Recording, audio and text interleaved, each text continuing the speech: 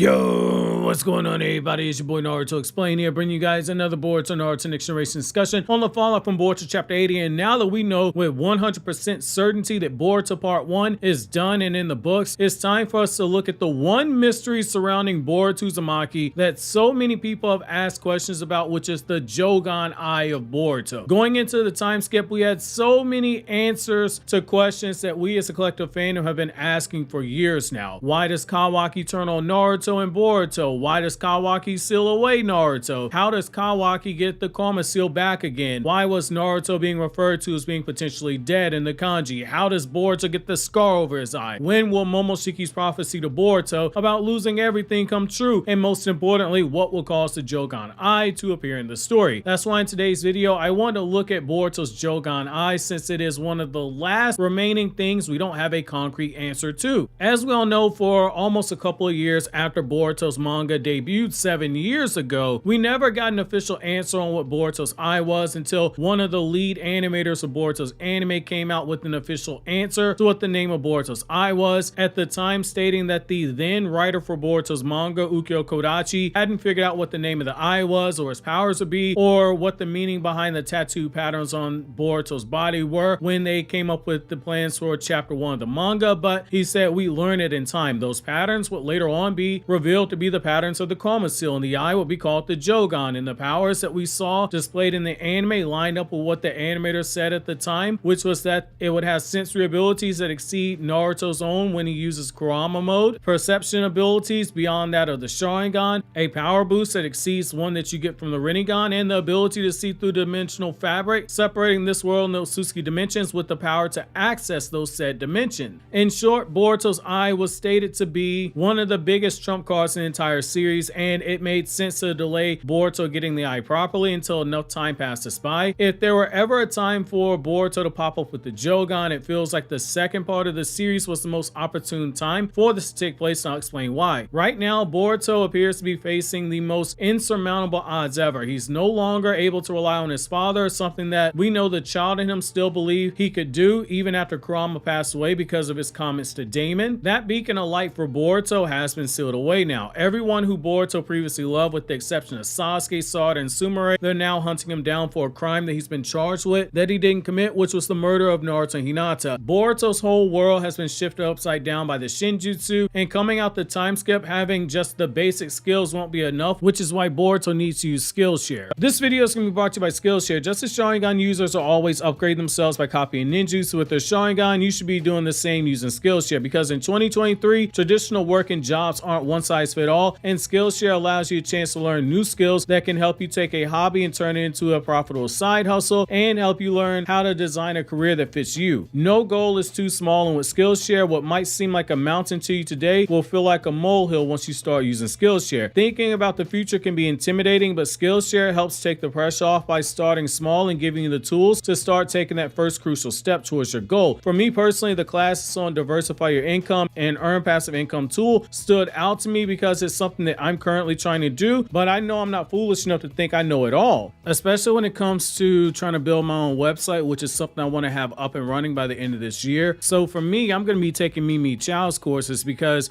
that's something that adds real value to my goals that I want to accomplish. The same with the class on creative confidence and silencing your inner critic, which my guy Isaiah, who helps me out occasionally with editing, can tell you that's a huge problem for me because I am literally my worst critic. I cannot stress this enough. Even if you're not looking at this from a creative perspective like I am, if you're somebody that wants to gain new skills to help you in your current employment, Skillshare has hundreds of career-focused classes that will be of huge benefit to you. And just to get personal with you guys, at my last employment when I was running social media, they required me to learn how to use After Effects and Adobe Photoshop. I took those classes here over on Skillshare. The first 1,000 people who use my link will get a 1-month free trial of Skillshare. Thank you again to Skillshare for sponsoring today's video. So here's the thing, narratively, we already have an answer to explain away Boruto having the Jougan in both the anime and manga. In the anime, we were told that it was an ancient Susi power, something that Toneri prematurely awakened inside of Boruto to deal with the Nue instant. In the manga, we've been introduced to the concept of Shinjutsu, which are the powers of the Susi god, and there's an unknown number of them, but we do know that all ninjutsu in existence are mere cheap imitations of Shinjutsu, and they lack the destructive power power of Shibai's Shinjutsu. In fact, we even learned that Damon's reflection powers, Ada's Semigon powers, Code's claw marks, and Isshiki's Dojutsu, they're all Shinjutsu that belong to Shibai. It stands to reason that if both Ada's Semigon and Isshiki's unnamed Dojutsu are Shinjutsu, then that would hold true for Boruto's Jougan Eye as well. That's our easiest path to explaining the Jougan, and because Momoshiki's soul is tied to Boruto's own, and their thoughts are crossing over, and Boruto, as he masters karma, will gain all of Momoshiki's knowledge and experience, that's enough to explain away the eye itself. That would also give Boruto the unseen advantage that Kawaki wouldn't be able to see coming, because the Boruto he last saw was one who, despite saying he could control Momoshiki's power properly, hasn't really shown anything besides being able to get a raw power boost from the Chroma Seal. He's shown none of Momoshiki's skill set, and unlike Kawaki, he's not been able to manifest the dominant Dojutsu of his Otsutsuki. He hasn't shown the ability to even use the Byakugan in battle. At best, he's able to manifest the eye versus Code, but he never actually uses that Byakugan. I do think there is something to Boruto activating that eye against Kawaki, because when you go back to the initial manga panel, when Kawaki's looking at Boruto, there's an exclamation mark above his face when he sees Boruto activate that eye. He's already seen the Byakugan in Boruto's eye before, so there's no reason for Kawaki to have that exclamation point above his eye, unless it's something new he hasn't seen before and is unfamiliar with it. There's something to using the previously established narrative of Shinjutsu to write that into the story itself. It's also something that gives Boruto incentive to master it, because the Jougan is a literal pathway to getting to his parents, because the Daikokuden dimension is where they've been sealed away, but that dimension, while it's different than the dimensions that the Chroma Seal can access, due to the Jougan being stated to be able to freely enter into the dimensions controlled by Otsutsuki, that would extend to this dimension as well. The other benefit to the Jougan is that the increased perception being above the Sharingan allows Boruto to do the very thing that Sasuke already stated was nearly impossible for him, which is to track the full speed of the chakra rods being fired off by Jougan and Isshiki. In particular, Sasuke struggled to keep up with Isshiki's chakra rods. Assuming Kawaki is able to get comfortable enough using his Dojutsu that he summons at the same speed as Isshiki, that's going to be fast enough that a Sharingan or a Rinnegan with the Sharingan Tomo can't track. Yet, we've seen that it is possible for someone to track those speeds, because Naruto got so much of a buff using Baryon mode that his perception allowed him to casually track the speed of Ishiki's chakra rods and deflect them with no difficulty. It stands to reason that the Jougan could pull off a very similar feat, and honestly, it's something that Boruto needs in order to overcome Kawaki, for being honest. On the other hand, it's easy enough just to have Boruto come out of the time skip with the eye and just address it later on, further delaying the payoff. We waited hundreds of chapters to learn what Itachi meant when he told Naruto he shared some of his power with him, and we waited hundreds of chapters to find out why Kabuto suddenly looked like Orochimaru, like he was becoming him, when he handed over the bingo book of all the Akatsuki members. It's not the sexiest thing to do, I'll admit that, but even in a monthly manga, delaying the payoff works. Case in point, how Attack on Titan delayed several key points and motives for years despite the manga itself being monthly, just letting the story play out and keeping the reader wondering what the answer was to certain things and certain powers that they were seeing. I do think that stance might piss off a lot of modern day fans now, because the attention spans are a lot shorter. We're in a TikTok generation, so I do understand that, and if the answer isn't revealed right away or within a couple of volumes, people tend to get pissed off because they don't view things from the scope of not much time has passed in universe with a story, but rather they view things in real time as a reader. So 8 to 9 chapters to them, they don't look at it as this might only be 2 days in universe. They look at it like this is 8 to 9 months of my own lifetime. However, the Jougan being such a blank slate, it's something that as a writer you can't help but be glad that you have it, because it gives you unlimited options narratively for